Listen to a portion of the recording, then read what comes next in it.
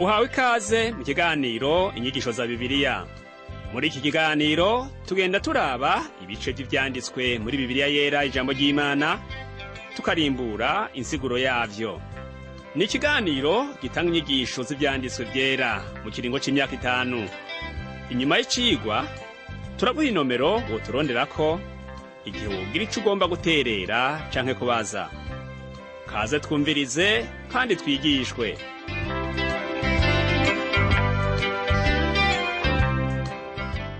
Ndakuramukije nshuti nawe mugenzi mukunzi washimye kubana natwe muri kino cigwa c'inyigisho za Bibiliya usanzwe utegurirwa n'ishirahamwe Transworld Radio mu Burundi.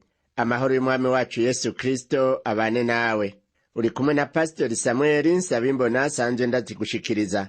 Mu cigwa cacu giheruka twarumvise ingene Simoni umunyamareba, umuntu w'i Samariya, yabonye intumwa zikora ibitangaza, maze nawe akagomba gutanga amahera ngo bamuhe ububasha bwo gusengera abantu ngo buzuzwe mpwemu yera. Petero yaramubwiye ko akwiye kwihana kugira ngo aharigwe ibyaha vyiwe, nayo amahera yiwe ntaco yaramaze. Mbere yamubwiye ijambo rikomeye cane ati amahera yawe, ifeza zawe ziragapfana nawe.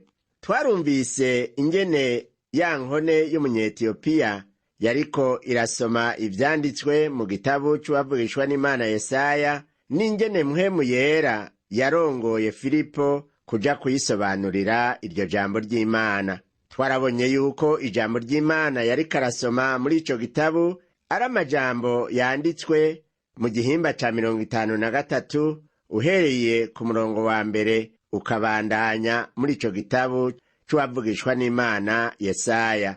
Uwu munsi turashishikara inkuru z'uwo munyetiyopiya, hanyuma twigishanye ku kwihana kwa Sawuli n'ukubatizwa kwiwe.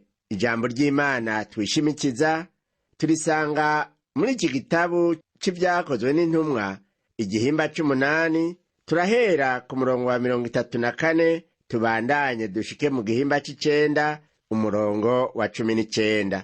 Reka rero tubanze dusome ku murongo wa 34. Haravuga ngo, iyo nkone ibaza Filipo iti ndakubaza, uwavugishwa n'Imana yavuze ayo majambo kuri inde? Niwe yayivuze ko canke yavuze ku wundi? Iyi yabaye intango nziza cane yo kuyaga ku ijambo ry'Imana hagati ya Filipo n'iyo nkone y'umunyetiyopiya. Ni mpwemu yera nyene yagombye gutanga insiguro y'ivya Kristo.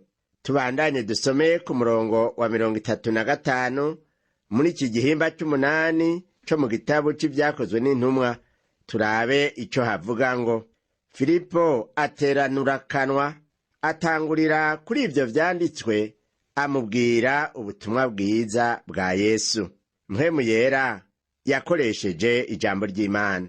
Abantu barashobora kumva indirimbo zikabashika ku nyota, zikabashiramwo n'umwete wo kurondera agakiza, ariko igihe hatabayemwo ijambo ry'Imana ntihashobora kubaho ukwihana gushitse. Ijambo ry'Imana ni ryo rufatiro rwa mbere rwo kugira ngo umuntu ashikire ukwihana k'ukuri. Tubandanije gusoma mu ijambo ry'Imana, Petero mu ikete ryiwe rya mbere yanditse mu gihimba ca mbere umurongo wa 23 kugeza ku wa 25 aremeza yuko ijambo ry'Imana ari ryo riduhesha kuvyagwa ubwa kabiri. Iyo mirongo iravuga ngo, kuko mwavyawe ubwa kabiri, mutavyawe n'imbuto ibora, mubiheshejwe n'ijambo ry'Imana ririho rigahoraho. Kuko abafise umubiri bose basa n'ivyatsi, ubwiza bwabo bwose bumeze nk'amashurwe y'ivyatsi. Ivyatsi biruma, amashurwe agahunguruka, ariko ijambo ry'Uhoraho ryamaho ibihe bidashira. Kandi iryo ni ryo jambo ry'ubutumwa bwiza mwabwiwe. Kuba mw'ishengero canke kurivukiramwo n'ukubatizwa, umuntu akanabatizwa bivanye n'imico y'ishengero, ico ntigikwiye na gatoya. Ica mbere ni ukwakira no kwizera ijambo ry'Imana, kuko niryo mbuto itabora. Uhejeje kuryakira ukaryizera, ukabona gukorerwa iyindi migenzo yose y'ishengero nko kubatizwa mu mazi hanyuma naho ukabatizwa muri mpwemu yera.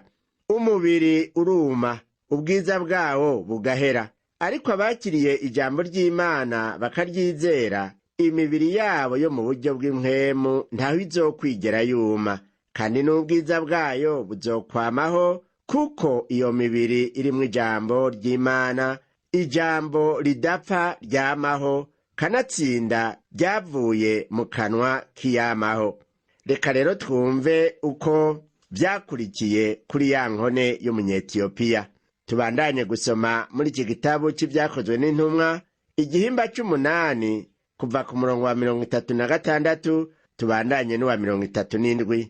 Haravuga ngo, bakigenda mu nzira bashika hari amazi. Iyo nkone iramubwira iti, eha amazi, ikimbuza kubatizwa ni iki? Iyo nkone aha yari imaze gutahura neza mu mutima kwibwirizwa kuronswa umubatizo w'amazi kugira ngo yemererwe kwitwa umukristo, nk'uko uyu munsi mu mashengero bikorwa nk'ikimenyetso cyo kwakira umukristo mu busho bundi bwa Kristo. Aha yari yatahuye rya jambo Yesu Kristo yabwira intumwa ziwe ati, genda mubabatize mu mazi no mu mpwemu. Iyo nkone rero imaze gusaba Filipo kubatizwa, Filipo yaravyemeye. Reka dusome ku murongo wa 37 ngo, Filipo arayishura ati, namba wizeye mu mutima wawe wose birashoboka. Nayo iti, nizeye Yesu Kristo ko ari umwana w'Imana. Iyi nkone inyuma yo kubona amazi no kwatura ko ishaka kubatizwa, yatuye ibiri mu mutima, ivyizigiro bizima ko yizeye ko Yesu Kristo ari umwana w'Imana. Ivyo yatuye vyari bwina mu mutima, kandi nta buryarya yabivuganye. Twibuke yuko Filipo yari amaze kubona yuko hari abizera ivyo ku munwa gusa, ivy'umurenzako, nka kumwe twabibona kuri Simoni wa mupfumu canke wa munyamareba. Ntiyagomba gusubira gupfa kubatiza umuntu atatuye neza ko yizeye vy'ukuri. Iyo nkone yo vyarabonetse gose ko yari yizeye n'umutima wayo wose, kandi yari ibishize ko uwo mutima cane, yifuza kumenya insiguro y'ivyo yasomye itatahuye, ishaka no kubitahura. Usomye umurongo wa 38 n'uwa 39 urabibona ingene iyo nkone yavyifashemwo. Iyo mirongo iravuga ngo, ivuga ko bahagarika umukogote. Filipo n'iyo nkone baramanukana baja mu mazi bompi, arayibatiza. Bavuye mu mazi, mpwemu w'Umwami Imana ajana Filipo. Inkone ntiyasubira kumubona kuko yashishikaye kugenda inezerewe. Uwo muntu ngo yakomeje kugenda anezerewe kuko ico yashaka kandi yatuye cari gihejeje gushika. Mwibuke ko Filipo yamubonye ariko arasoma mu gitabo ca Yesaya, ariko adatahura ivyo ariko arasoma. Inyuma yaho yifuza kubatizwa, maze Filipo arongowe na mpwemu yera akora ico mpwemu amubwiye. Ahejeje kumubatiza, mpwemu w'Imana yaciye amujana. Kandi ngo intahe uwo munyetiyopiya yashinze mu minsi yakurikiyeko ngo zoba zatumye havuka ishengero rinini cane. Filipo nawe icanyuma avugwa ko tugisoma harya ku murongo wa 40 muri iki gitabo c'ivyakozwe n'intumwa igihimba c'umunani. Havuga ngo, ariko Filipo abonekera muri Azoto, ahahita avuga ubutumwa bwiza mu bisagara vyose kugeza aho yashikiye i Kayisariya. Muri Azoto nahitwa Ashidodi mu ntara ya Gaza. Kugira ngo ashike i Kayisariya yategerezwa guca hitwa Yopa. Aho niho hari igisagara ca Tel Aviv uwu munsi. Ubutumwa rero nk'uko Yesu yari yarategetse abigishwa biwe ko babujana, bwari bugeze mu mihingo myinshi. Filipo yagiye aravuga inzira yose kugeza i Kayisariya. Ya nkone nayo yaciye ibukwiza muri Etiyopiya. Ico gihe Sawuli nawe yari akiri mu vyo guhama ishengero. mwibuke ko n'igihe Sitefano yicishwa amabuye, Sawuli vyamuhimbaye, kandi abariko barica Sitefano impuzu zabo bari bazishize imbere y'ibirenge vya Sawuli. Sawuli rero ivyo yakora vyose vyari biteye ubwoba cane. Reka dusome umurongo wa 3 wo muri iki gihimba c'8 havuga hati: ariko Sawuli yatikiza ishengero, yinjira mu mazu yose, agakuramwo abagabo n'abagore, akabashira mw'ibohero. Biraboneka ko uguhamwa kwari gukomeye cane muri ico gihe ca Sawuli, kandi vyari biteye ubwoba. Ariko kubw'ubuntu n'urukundo Imana idukunda, yamukuye kugutikiza abantu bayo no kubafunga, imuha kubazana ku gakiza no kubohora imitima yari yararuhishije. Mu gihimba c'9 c'iki gitabo c'ivyakozwe n'intumwa, turabona ingene nawe yabonekewe na Yesu Kristo akizera maze akihana. Reka twihweze ingene umwami Yesu yiyeretse Sawuli ari mu nzira ija i Damasiko. Dusome umurongo wa 1 n'uwa 2 wo muri iki gihimba c'9 mu gitabo c'ivyakozwe n'intumwa. Haravuga ngo: ariko Sawuli akigenda apfuhagira, afitiye abigishwa b'umwami imihigo n'ubwicanyi, aja ku muherezi mukuru, amuha makete yo guha abo mu masinagogi y'i Damasiko, kugira ngo niyabona abantu bakurikira inzira ya Yesu, ari abagabo canke abagore, abajana i Yerusalemu mw'ibohero. Aho ishengero riboneye Sitefano yishwe, ryaciye risabagira riva i Yerusalemu rikwira mu mihingo myinshi. Abaherezi mw'idini y'Abayuda baranezerewe no kubona ishengero ryasanzaye, ariko ibi vyari mu nteguro y'Imana. Sawuli wewe yari umwasi wa mbere w'ishengero.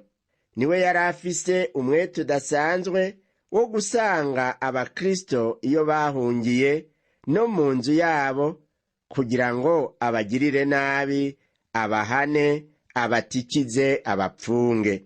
Reka twumve ibyamushikiye ari ku nzira agiye gutikiza abagiye i Damasiko. Dusome umurongo wa 3 n'uwa 4. Haravuga ngo: maze ariko aragenda, agira ashika i Damasiko, haza umuco giturumbuka uvuye mw'ijuru, umukayanganira irya nino. Yikubita hasi, yumva ijwi rimubaza riti: Sawuli, Sawuli, umpigira iki? Aho hantu Sawuli yahaboneye ibikomeye, kandi yagiye abishingira intahe kenshi mu vyo yanditse. Dushishikare turabe umurongo wa 5, naho turabe ivyakurikiye. Sawuli aramubaza ati: urinde ga mwami? Nawe ati: ni jewe Yesu uri kurahiga. Sawuli yari umunyabwenge akomeye, yanonosoye ivy'idini y'Abayuda, eka mbere n'ubundi bumenyi bwinshi buhanitse. Ariko ntiyari bwamenye Yesu Kristo. Yari akibaza ngo urinde. Ubajije Yesu uwo ari we n'umutima wo kumumenya, arakwihishurira. Abantu benshi ntibarondera kumenya Yesu Kristo kubera yuko bishimira ubwenge bwabo. Ariko mu by'ukuri kumenya Yesu ni ivy'igiciro, nibwo bugingo, ni nabwo bwenge nyakuri. Dusome umurongo wa 6, naho haravuga ngo: ariko va hasi ushike mu gisagara, uzobarirwa ibyo ukwiye gukora. Sawuli ako kanya yarahindutse, arigaya, atangura kubona ko hari ico akwiye gukorera uwo mwami. Eka n'abari kumwe nawe barabonye yuko yabaye uwundi muntu mushasha. Uhuye na Yesu arahinduka vy'ukuri. Reka dushishikare gusoma umurongo w'7.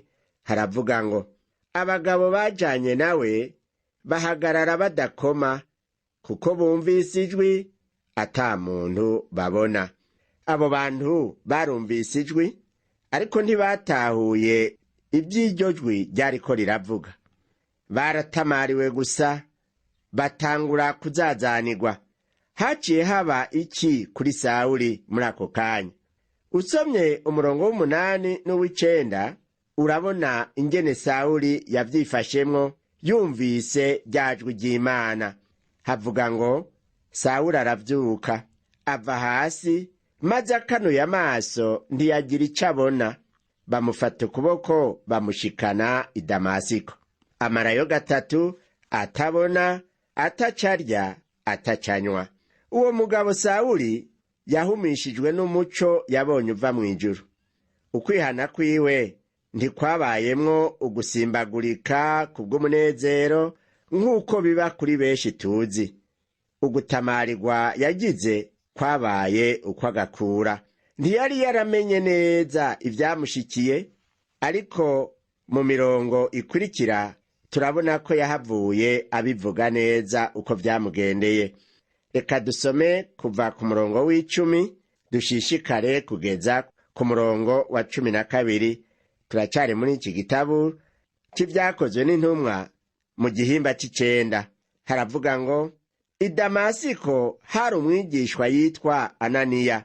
Umwami Yesu aramwiyereka, aramuhamagara ati, Ananiya. Nawe ati, sabwe mwami. Umwami aramubwira ati, va hasi uje mu nzira yitwa iyigororotse, ubarizeyo mu rugo kwa Yuda umuntu yitwa Sawuli w'i Taruso, kuko ariko arasenga. Kandi yabonye umuntu yitwa Ananiya yinjira ahari, amurambika kw'ibiganza kugira ngo ahumuke. Sawuli umunyabwenge w'agakomeye, nguwo yicaye mu mwiza, yazazaniwe yabuze gitabara. Mugabo rero Mpwemu Yera aza ku wundi muntu yitwa Ananiya, amutuma kuri Sawuli w'i Taruso. Reka twumve ivyabaye kuva ku murongo wa 13 kugeza ku wa 16. Haravuga ngo Ananiya aramwishura ati, mwami, uwo mugabo ko numvise benshi bavuga ivyiwe vy'inabi nyinshi yagirira abera bawe i Yerusalemu, kandi nino afise ububasha abuhawe n'abaherezi bakuru bwo kuboha abambaza izina rya Yesu bose. Umwami aramwishura ati, pfa kugenda, kuko uwo muntu ari igikoresho nitoranirije ngo ajane izina ryanje imbere y'abanyamahanga, abami n'Abisirayeli. Nanje nzomwereka imibabaro uko ingana, azoba akwiye kubabazwa ahogwa izina ryanje. Hano Imana yaravuze ibintu bibiri vyatumye itoranya Sawuli. Ica mbere kwari ukujana izina rya Yesu imbere y'abanyamahanga, abami n'Abisirayeli. Umugwi wa mbere rero Sawuli yategerezwa gushingira intahe bari abanyamahanga. Aho twokwibuka yuko Sawuli ariwe yakwije ubutumwa bwiza mu banyamahanga. Umugwi ugira kabiri ni uw'abami. Abo nabo Pawulo niwe yaserutse imbere y'abami, harimwo mbere n'umwami Nero, umwansi w'Abakristo. Umugwi wa gatatu nawo ni uw'Abisirayeli. Aho Pawulo yashika hose agiye kuvuga ubutumwa, yatangurira mw'isinagogi y'Abayuda, abandi nabo bo mu gisagara akabashikira mu nyuma. Ica kabiri Imana yatoranirije Sawuli kwari ukuzomwereka imibabaro azoba akwiye kubabazwa ahogwa izina rya Yesu. Ntivyabaye ivy'imbeshere. Pawulo mu kubaho kwiwe yarababajwe bikomeye ahogwa izina rya Yesu Kristo, kandi yaravyemeye atakwidodomba. Igihe Sawuli yahwikirwa n'umuco uvuye kuri Yesu, Mpwemu Yera yaciye amwugara amaso y'umubiri, amwugurura amaso y'impwemu kugira ngo abone Yesu Kristo. Ijambo ry'Imana ryamukoreyemwo kugira ngo yihane ntiryari ryuzuye muri we, kuko yari umufarisayo yarinonosoye. Umuntu w'Imana yarimushiriye, nawe yabaye Stefano. Sawuli yari yakurikiye intahe Stefano yashinze, kugeza naho avuga ari kumvira ati, ehe mbonye ijuru rikingurutse n'umwana w'umuntu ahagaze iburyo bw'Imana. Ico gihe Sawuli ntiyashobora kubona ivyo Stefano yabona, kuko amaso y'impwemu ya Sawuli yarahumye, ariko yagiye guhumuka mu buryo bw'impwemu ari ku nzira ija i Damasiko kugira ngo yerekwe Yesu Kristo. Erega n'uwu munsi birashika yuko umuntu yihana kubera ijambo yibutse yabwiwe kera kandi igihe yaribwirwa atana kimwe ryamubariye. Tugarutse rero ku nkuru ya Sawuli, igihe yari yashitse i Damasiko, turabona ingene Ananiya yamusanze aho yari karasengera, aramushikiriza ico Imana yamumutumyeko. Dusome ku murongo wa 17 wo muri iki gihimba c'icenda co mu gitabo c'ivyakozwe n'intumwa. Haravuga ngo, Ananiya aragenda yinjira mu nzu, amurambikako ibiganza, aramubwira ati, Sawuli mwene data, umwami arantumye, niwe Yesu yakubonekeye mu nzira wazananye, nguhumuke wuzure mpwemu yera. Ananiya yise Sawuli mwene data kuko Yesu yari yamaze kumubonekera. Ntiyari akiri umwasi nka kera, hari hageze ahubwo ko ahumuka kandi akuzuzwa mpwemu yera kugira ngo atangure gukorera Imana. Usomye ku murongo wa 18 wo muri iki gihimba c'icenda co mu gitabo c'ivyakozwe n'intumwa, urabona ivyaciye bikurikira. Nguwo mwanya ibisa n'ibikaragashi bimuva ku maso, arahumuka, ava hasi, arabatizwa. Sawuli yaciye abatizwa mu mazi. Ico kiba ikimenyetso co gutera igikumu co kwihana kwiwe. Amazi siyo yamukijije, yari yamaze gukizwa akiri mu nzira aja i Damasiko. Aho yarambikako ibiganza n'Uwimana imurungikiye, yaciye ahambikirwa inkomezi za mpwemu yera. Mu nyuma yaciye arya, kuko yari amaze iminsi atarya atanywa, nk'uko tubisoma ku murongo wa 19 ngo, maze ararya, intege ziragaruka, amarana iminsi n'abigishwa b'i Damasiko. Ibyo byose nibyo yasubiye gushingisha intahe y'ivy'Imana yamukoreye, abibwira ishengero ry'i Korinto ko byose vyabaye kubw'ubuntu bw'Imana. Reka dusome ingene yashinze iyo ntahe mu icete rya mbere yandikiye ishengero ry'i Korinto, igihimba ca 15 uhereye ku murongo w'8 ukageza ku wa 11. Haravuga ngo, maze hanyuma ya bose nanje aranyiyereka ndi nk'umwana w'icenda. Mbere jewe ndi nyuma y'izindi ntumwa zose, sinkwiye no kwitwa intumwa, kuko nahama ishengero ry'Imana. Ariko ubuntu bw'Imana nibwo bwatumye mba uko ndi, kandi ubuntu bwayo nagiriwe ntibwabaye ubw'ubusa, ariko natamye kurusha bose. Ariko si jewe, yamara n'ubuntu bw'Imana bwari kumwe nanje. Sawuli yaratahuye neza ko Imana ifise imbabazi zitangaje kandi mbere zirengeye. Kuba yaragiriwe imbabazi akaronka agakiza, ntimwice canke ngo imuhane nk'uko nawe yabikoreye ishengero ryayo, ivyo vyari bisiga ubwenge bwiwe. Nshuti yanje wumva zino nyigisho za Bibiliya, menya yuko Imana ari inyembabazi kandi inzira zayo ziragororotse. Woba wari umaze igihe kirekire wirengagiza ijambo ry'Imana, ico rikubwiye ntugikore. Wonanirana ariko ntiworusha Sawuli. Mbega urindiriye ko nawe Imana irinda kuguhwikira nka Sawuli, uko yamuhwikiye ariko araja guhama ishengero ryayo ari mu nzira aja i Damasiko? Nshuti yanje, reka ndakugira inama, nturindire kubona ibyago, kuko hari naho uwu mwanya turimwo w'uwu munsi wo kwihana wohava udasubira kuronka. Imana yacu ni Imana yuzuye imbabazi koko. Yaravuze iti, naho ibyaha vyanyu vyotukura tukutuku, bizokwera nka sheregi.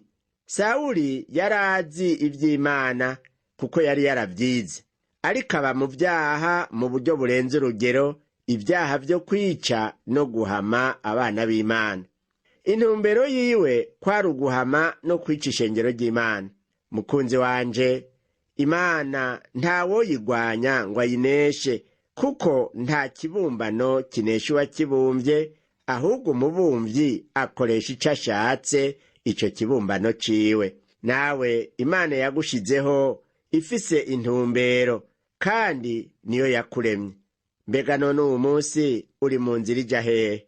Ubwo ntiwoba uri mu vyaha nka Sawuli? Sawuli yabikoze igihe kinini ataco yinona, yirata ubushobozi bwiwe gusa. Mbega nawe wifuza ko uca mu nzira Sawuli yaciyemwo kugira ngo umenye uwo Yesu Kristo?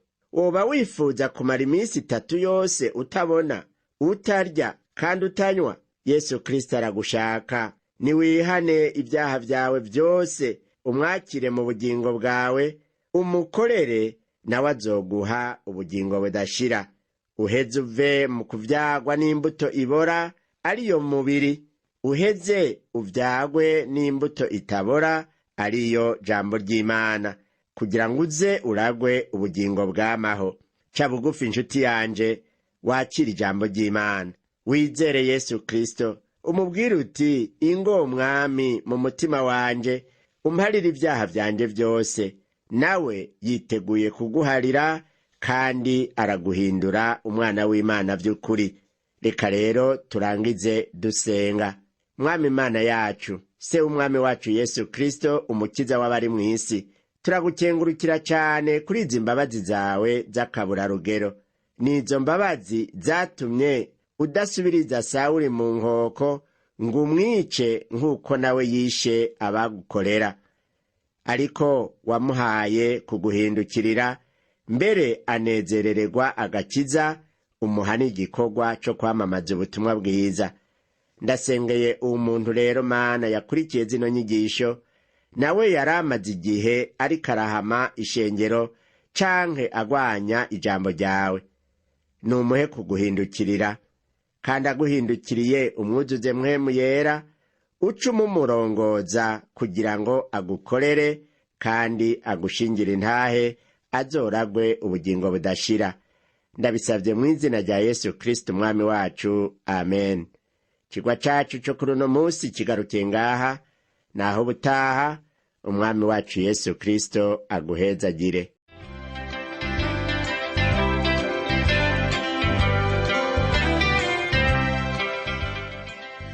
Wakoze kumviriza icigwa c'ijambo ry'Imana c'uyu munsi. Ushobora kumviriza n'ibindi biganiro by'inyigisho za Bibiliya, canke ukabikwega kuri uru rubuga rwa interinete rukurikira: http utuburungu tubiri uturongo tubiri duhengetse ttb akaburungu twr akaburungu org. Ushobora kumviriza ikiganiro cyo muri iyi ndwi, canke ugafyonda ahanditswe ngo rondera ukurikije itariki kugira ngo wumvirize ikiganiro camaze kurengana. Ushobora no gufyonda ahanditswe ngo rondera ukurikije ivyanditswe kugira ngo wumve ibiri muri ico gice cy'ivyanditswe vyera ugomba. Ufise ico wunganira canke ubaza, twandikire. Email ni